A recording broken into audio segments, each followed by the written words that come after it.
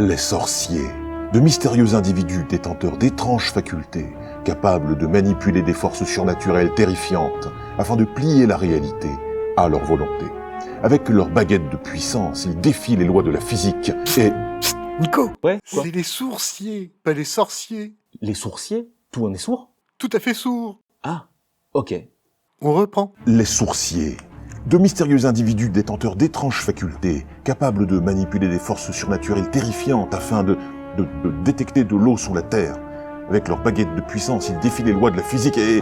Et non, j'y arrive pas avec ces images-là, c'est pas possible. Mais tout de même, ces histoires de sourciers, c'est très étrange.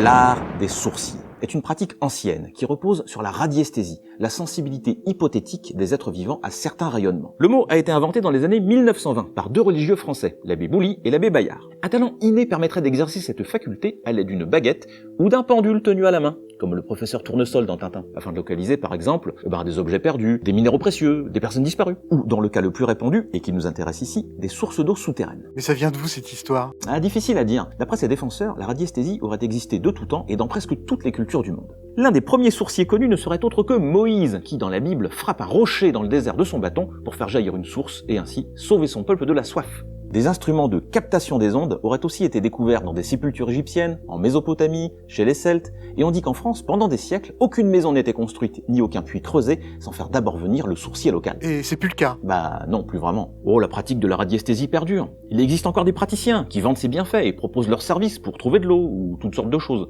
On en voit d'ailleurs parfois dans des émissions de télé. Mais bon, on peut dire que leur art est largement considéré comme une pseudo-science par la communauté scientifique. Ainsi, aucune revendication des sourciers n'est soutenue par des preuves obtenues dans des études sérieuses. Alors, on a bien essayé de déterminer si ça marchait grâce à la méthode du double aveugle. Ah bah ils ont pas dû y voir grand chose, hein. Détrompe-toi, le double aveugle, c'est la base des études les plus solides, notamment dans le domaine de la médecine. Ça signifie en gros que le sujet testé ne sait pas ce qu'on lui fait tester et que celui qui lui fait passer le test, bah non plus, comme ça, pas de risque d'être influencé même inconsciemment. Il y a un résultat, ou il y en a pas. Et en l'occurrence, il n'y en a pas. Les sourciers testés, placés devant plusieurs tuyaux, n'ont pas pu détecter dans lequel passait de l'eau, par exemple. Ah la honte. Te moque pas, ils étaient volontaires, donc on peut penser qu'ils croyaient sincèrement posséder un don.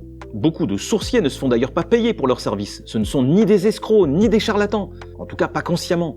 Mais en l'absence de preuves, on ne peut que conclure qu'ils se sont convaincus d'une capacité imaginaire et que leurs éventuels succès sont simplement dus au hasard. Quant aux explications proposées pour l'efficacité de la radiesthésie, comme des champs énergétiques subtils auxquels seuls certains individus seraient sensibles, elles sont pas non plus scientifiquement établies. Pourtant c'est vrai chez les animaux, non? Ah, je te vois venir. Tu parles de ces études qui ont révélé la présence de cristaux de magnétite dans le bec et le cerveau d'oiseaux migrateurs. Alors oui, ces cristaux pourraient jouer un rôle dans la détection du champ magnétique terrestre et ainsi aider les piou-piou à s'orienter. Sauf que ça n'a rien à voir avec le fait de pouvoir trouver une source d'eau, le trésor de Gold Roger ou la cachette de Xavier Dupont de Ligonnès. Si un type avait des cristaux de magnétite dans le citron, à la limite, il serait peut-être super bon pour trouver son chemin, mais ça n'en ferait pas un détecteur infaillible pour trouver tout et n'importe quoi. Donc finalement, la première intro était bonne. Sorcier et sourcier, c'est un peu pareil. Ouais. Sauf qu'on est d'accord, Harry Potter à l'école des sourciers tout de suite, ça vend moins du rêve. Voilà, c'est la fin de cette vidéo. Merci de votre attention. On se retrouve très bientôt pour un nouveau numéro de Très étrange. D'ici là, gardez l'esprit critique et buvez de l'eau.